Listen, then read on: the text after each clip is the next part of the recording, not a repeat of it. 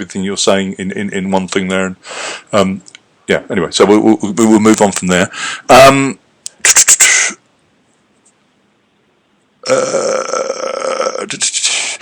From the point of view, career-wise, is there anything positive sort of standout moments from your overall career that you're particularly proud of?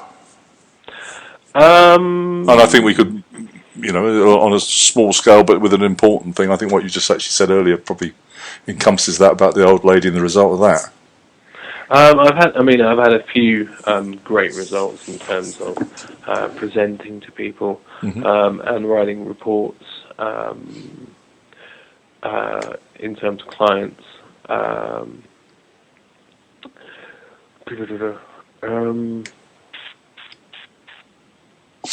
think the equally as added is, don't worry if you don't come up with something now. If you think of something in like next 24 hours, I'd like that to go in there, you can always ping me a little note and we can add things in. I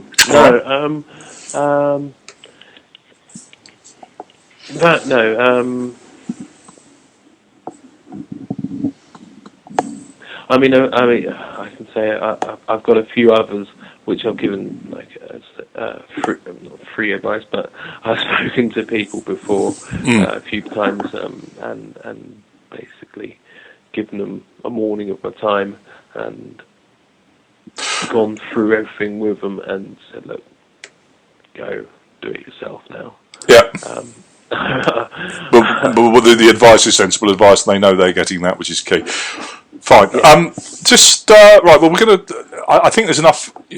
Talking about 15 minutes there. That will give us. We can put about 3 to 4 paragraphs. There's maximum character limit of 2,000 characters, including spaces. So 3 or 4 paragraphs of 1 or 2 sentences. So I think from what we've said there, Nigel, we're going to have plenty to come back to you there with a draft. Okay. Can we just talk a little bit about? And I'm just going to bring it up because are you? As part of your target, do you need people to? Are you trying to get people to contact you? Is that useful for if people read your profile and say, "Look, I want to talk to Flying Colours"? Do you want them to ring you directly, or do you want them to actually contact and maybe email you or stuff like that? Is that important to you?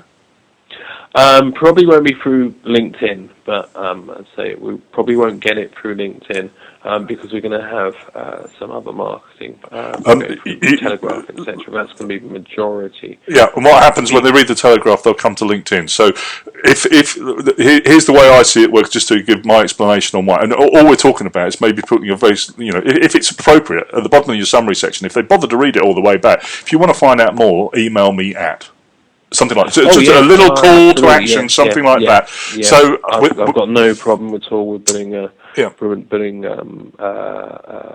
contact details or my mobile number on there. Okay, well, your mobile number is actually already on your LinkedIn profile, and you've got a Yahoo mail in there. So what we'll probably do with your permission, because Yahoo, it's always important to have your own personal email, because you move on to different jobs. Hopefully you'll be with Flying Colours for many years, but the possibility is you could potentially move on. So to have your personal email that people can contact you via, but what we would probably seek to do is probably add the office phone number so people can contact that, and a physical address in there for the office, so people want to do that. And then, as I say, within the summary section, maybe, and somewhere in the experience, to find out more about Flying Colours, ring this number or email this address or whatever.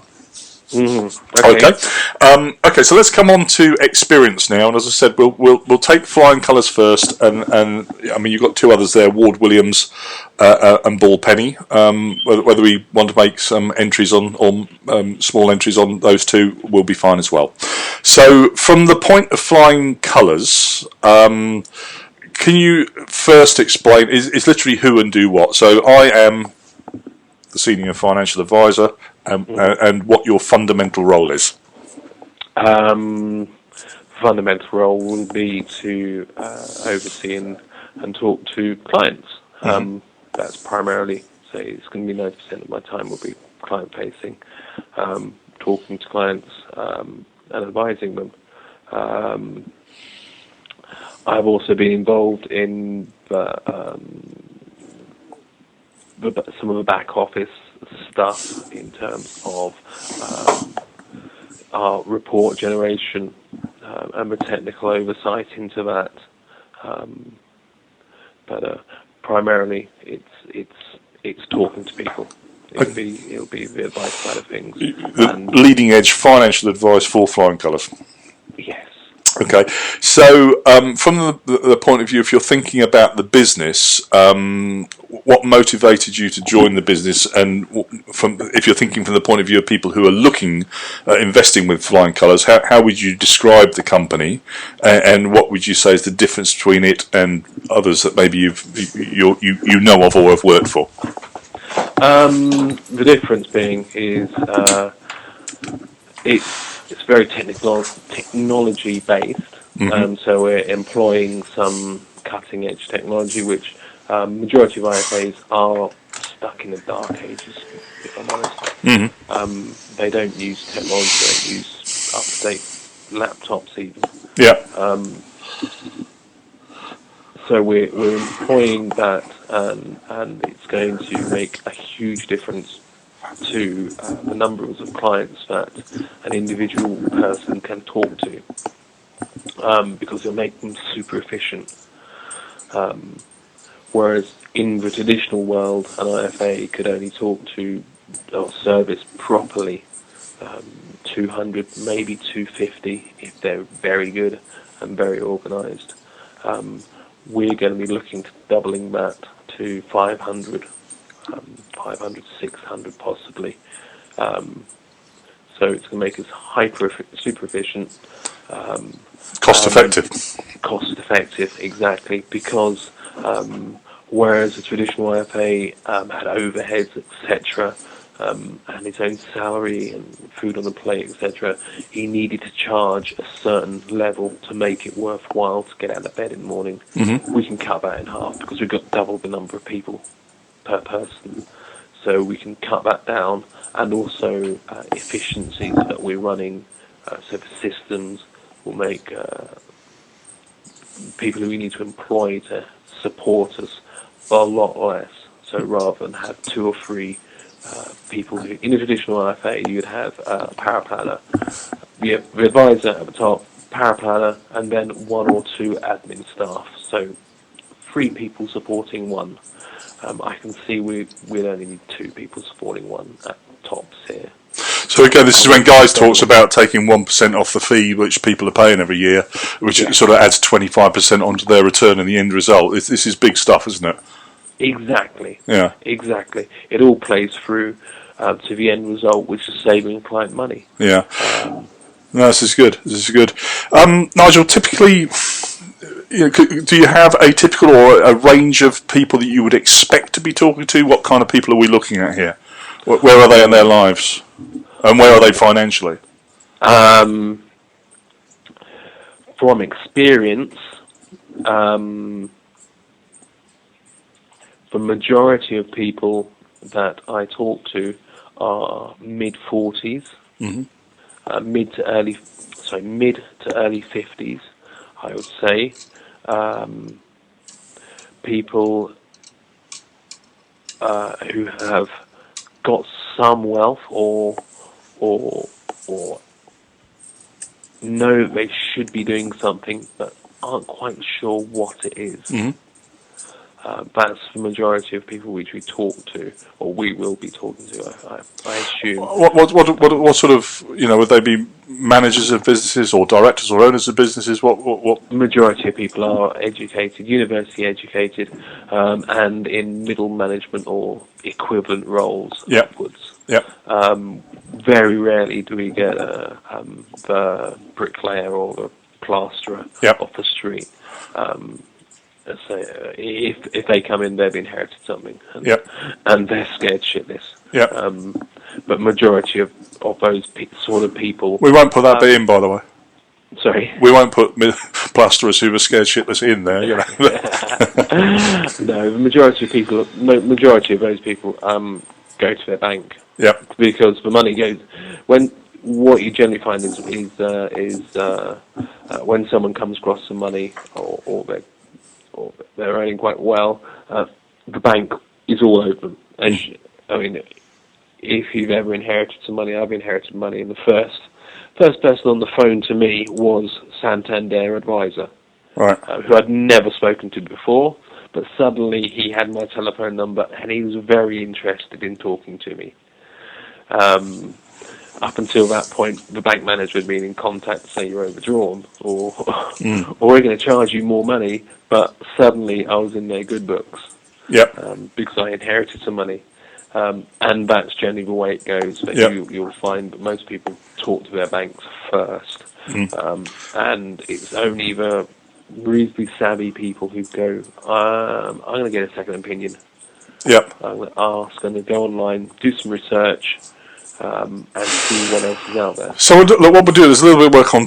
I'll try and write up that is, typically the kind of people we deal with are such, and who have this issue and want to find out this. And again, it's a little bit case study type sort of thing here, where what we're doing is like if people are reading it and they recognise themselves as being in that position.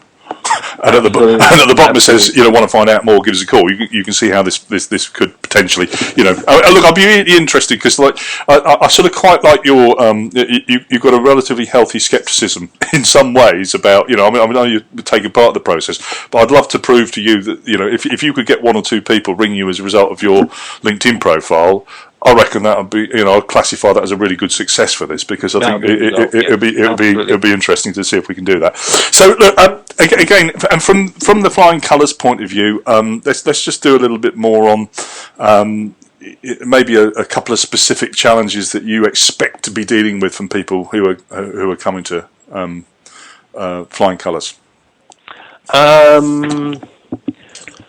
Challenges. I guess it's whatever the Chancellor throws at us is a challenge. That's in my line of work. That's where the problems arise. It's in government. So whatever the taxman says, that's where. Well, let's examine that, because that's a really good one, actually, isn't it? Because I know we haven't covered this in the other profiles. So, the budget comes out, and all of a sudden, everybody's savings, whether they know it or not, are impacted. Yes, exactly. I mean, without, I moan about them, but without the complexity of the UK government, laws on tax, etc., we wouldn't have a job. As simple as that. The more complex they make it, the more likely I'm going to get someone phoning up and saying, you know what, I've got no idea what's happened there. Tell me, what can I do? What can I do? So although we bitch about them, they're great, really. They're keeping me employed. So a big part of your job, really, is having that head around exactly what's going on and the implications of changes in tax laws and things like that. Exactly. The UK is one of the most complex financial markets in the world, and it's got such a vast history of change over the years, some of which has been superseding, some of which is still relevant today from 20-odd years ago. And I guess because I've been in the industry for 15-odd years, I've seen a lot of those changes, and I can remember a lot of those changes.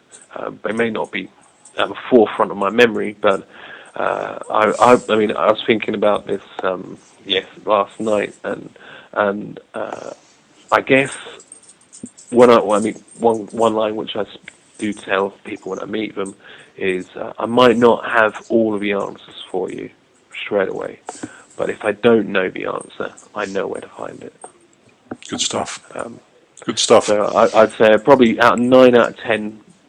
Man off the street comes up and asks me 10 questions. I probably know 9 of them, and that one which I don't know, I'll know where to find it.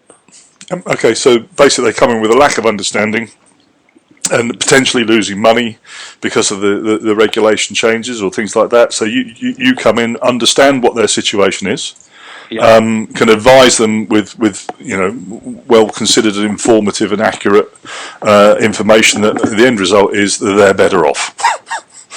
Hopefully. Yeah. I would hope so. Or they're in a position where they want to be. So it's really is key is not only do they buy into the idea of what they want to achieve, but it's all geared about what they want to achieve, not what I want to achieve. Which is another reason of my joining Flying Colours was, as you probably reading newspaper